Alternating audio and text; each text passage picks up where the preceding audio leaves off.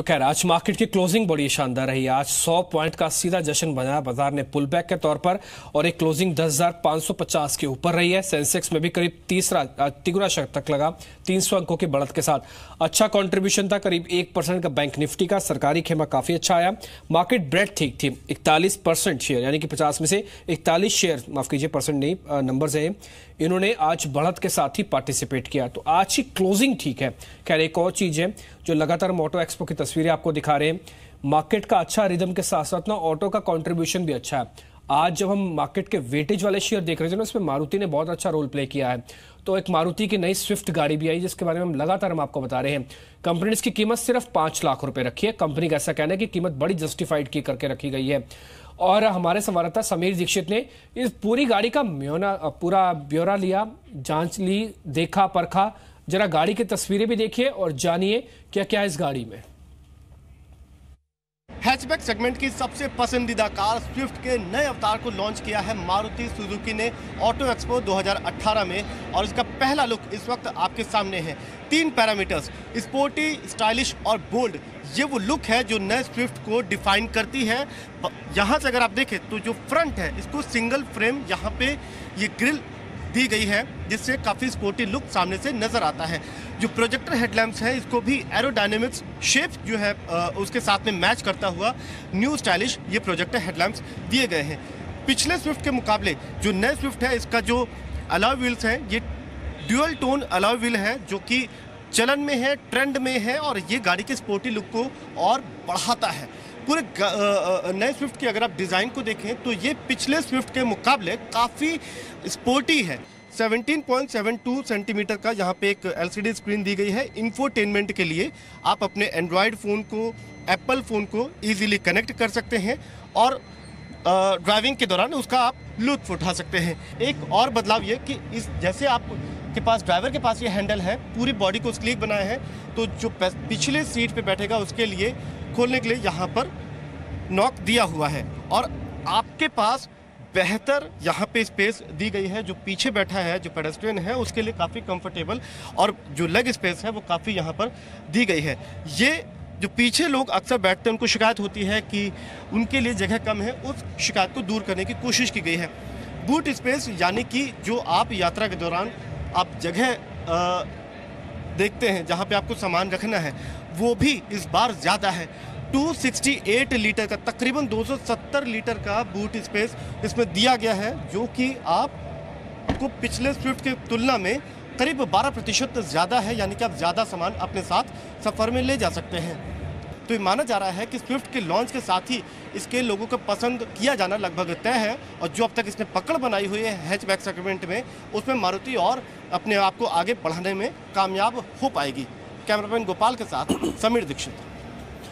समीर की रिपोर्ट है। पूरी आपने गाड़ी देख ली है स्विफ्ट की, साथ ही हम आपको इलेक्ट्रिक बस भी दिखाएंगे जो आज अशोक लीलैंड ने लॉन्च की है। सर्किट एस के नाम से उस पर पर्दाज उठ गया है।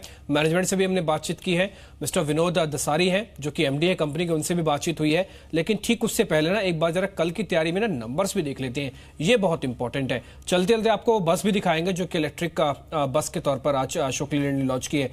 लेकिन मेरे दोनों सहयोगी मेरे साथ जुड़ चुके हैं, संदीप है, साथ ही अंचल है। अंचल ये बताएं M&M के नंबर्स कैसे आ रहे हैं इस बार? M&M के नंबर अच्छा आते हुए दिखेंगे। देखिए रेवेन्यू करीब 10% बढ़ने का अनुमान है, आंकड़ा 11,600 करोड़ के पार जाता हुआ दिखेगा। तो वहीं अगर आप ऑपरेटिंग मुनाफे की बात करें उसमें भी 20% की ग्रोथ देखने का अनुमान लगाया जा रहा है। मार्जिन स्ट्रांग रह सकते हैं, 13.7% से बढ़ के 15% रह सकते हैं, लेकिन पूरा दारोमदार रहेगा। मेटल प्राइस हाइक का कितना डेंट होता है, बिकॉज रियलाइजेशन बढ़ रही है तो कुछ इम्पैक्ट तो एब्जॉर्ब हो जाएगा, लेकिन अगर ज़्यादा इम्पैक्ट आएगा तो मार्जिन्स में थोड़ी चिंता जरूर आपको देखने को मिलेगी।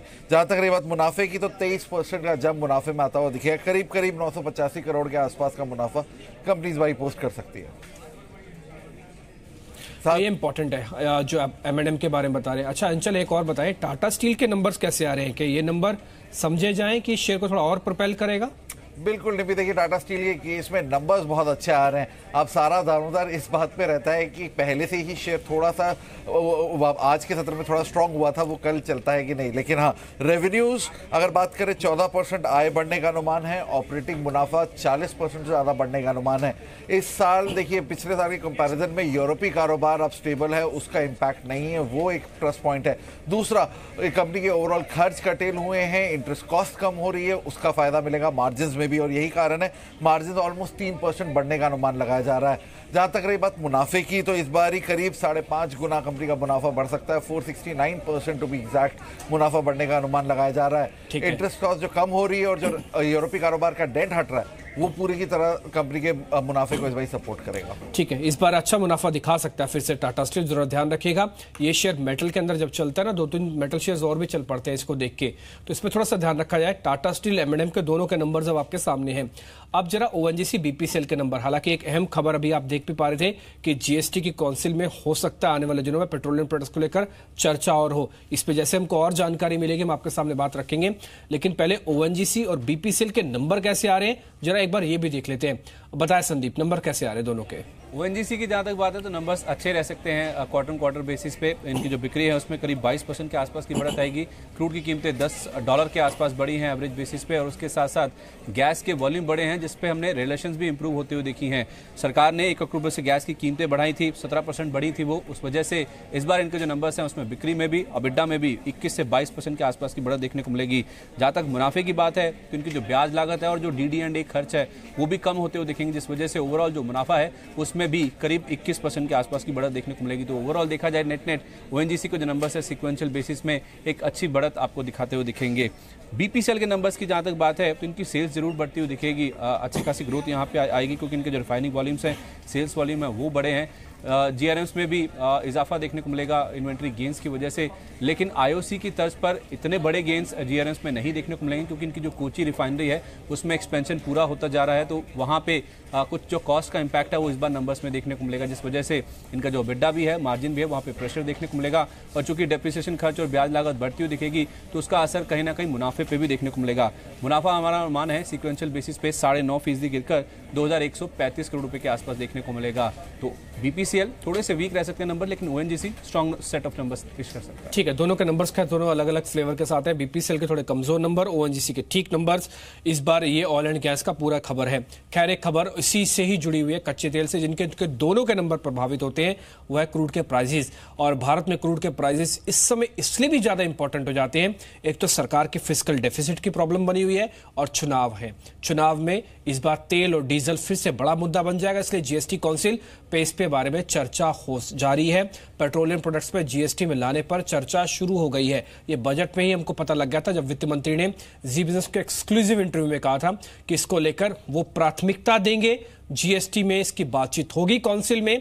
और अब खबर ये आ रही है कि जीएसटी काउंसिल ने मसले पर चर्चा शुरू कर दी है, क्योंकि ये सभी दलों की जीएसटी काउंसिल बनी होती है, हर स्टेट का वित्त मंत्री उस जीएसटी काउंसिल का मेंबर होता है, तो इसलिए थोड़ा समय लग सकता है, लेकिन इस पर चर्चा शुरू है। सरकार गंभीर दिख रही है और थोड़ा जल्दी से जल्दी इस पे कुछ न कुछ बात जरूर करना चाहेगी। तो इसलिए पेट्रोलियम प्रोडक्ट्स, खासकर डीजल, पेट्रोल, लुब्रिकेंट्स भी आते हैं काफी हद तक, तो उस पर जीएसटी की दर, क्योंकि स्टेट का करीब 35% से आसपास का जो टैक्स का रेवेन्यू है वो इन पेट्रोलियम प्रोडक्ट से मिलता है, तो ये बहुत इंपॉर्टेंट है। खासकर ये जीएसटी की जो काउंसिल की बैठक पे अब चर्चा शुरू हो गई है, तो कल भी ये बड़ा मुद्दा रहेगा, इस पे हमारी नजर रहेगी। इसलिए बाजार बंद होने के बाद भी सारे अहम मुद्दे अब आपके सामने हैं। और हमने आपसे वादा किया था चलते चलते आपको अशोक लीलैंड की इलेक्ट्रिक बस दिखाएंगे, जो कि सर्किट एस के नाम से उस पर पर्दा उठ गया है। और कंपनी के एमडी विनोद दसारी भी हैं, उन्होंने बातचीत की हमसे। जरा सुन लेते हैं वो इस बस के बारे में क्या कह रहे हैं और साथ ही कंपनी की ग्रोथ के बारे में क्या कह रहे हैं। शास्त्री सर, इस वक्त जो है सबसे ज़्यादा जो चर्चा चल रही है वो चल रही है इलेक्ट्रिक मोबिलिटी की, और अगर इलेक्ट्रिक मोबिलिटी के सपने को सच करना है, 2030-2045 की डेडलाइन को, पब्लिक ट्रांसपोर्ट को 100% इलेक्ट्रिक मोबिलिटी पे लाना है, तो बहुत ज़रूरत है कि कुछ बदलाव आएँ। क्या कह सकते हैं कि जो सर्किट एस है वो इस बदलाव में एक पहला कदम या आगे बढ़ने की एक राह है जो दिखा रहा है?